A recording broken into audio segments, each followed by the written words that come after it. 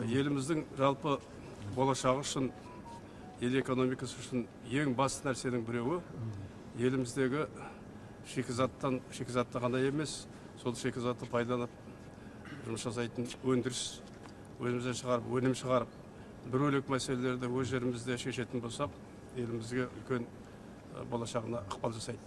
Міне әрбір өздеріңіз секілді ашылған мекеме ол еліміздің болашағына тікелей көмек жасап жатқан жасап жатыр деп айтуға болады.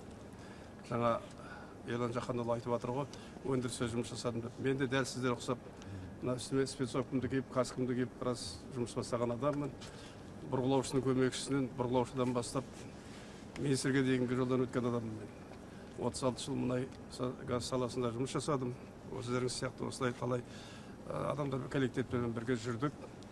Енді мына елдің үлкен алдағы қаралып шешілгелі отырған мәселеге үлкен жауапкершілікпен қарап, мынау конституциямызды дұрыстап оқымаған болсаңыздар оқып танысып, референдум өтпестен бұрын, референдумға бармастан бұрын түсінік алып барыңыздар деп ақыл берем. Бір алдыменен.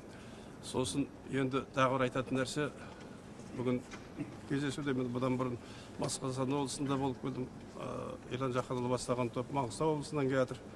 Біз барлық жерде кездескенде айтатынымыз, мынау конституциямыз біздің еліміздің болашағы үшін жасалатын, осы ең алдымен болашақ сіздердікі тұрған жастар жасалып жатырған ең басты құжатымыз, ата заңымыз. Сондықтан бұл конституцияның өзіне де өтетін референдумға да үлкен жауапкершілікпен қарауларыңызды сұраймын. Алдағы өтетін референдумға бір ауыздан өздерінің шешімдеріңізді беріп, дауыс беріп, айналаңыздағы адамдарға ықпал жасайды деп сенемін. Атырау маған бөтен емес, өздеріңіз білесіздер, осы жерде мен көршілес Астрахань облысында туып, Атыраудың жерінде өскен азаматпын. Сондықтан сіздерге еңбектеріңізді табыс тілеймін. Атыраудың әрбір жетістігіне қуанатын азаматтың бірімін. Елге жақсы қызмет жасап жатсыздар. Жаңа басшымыз айтып отыр ғой, мен де сіздерге рахмет айтамын. Рахмет айту күндері ғой қазір.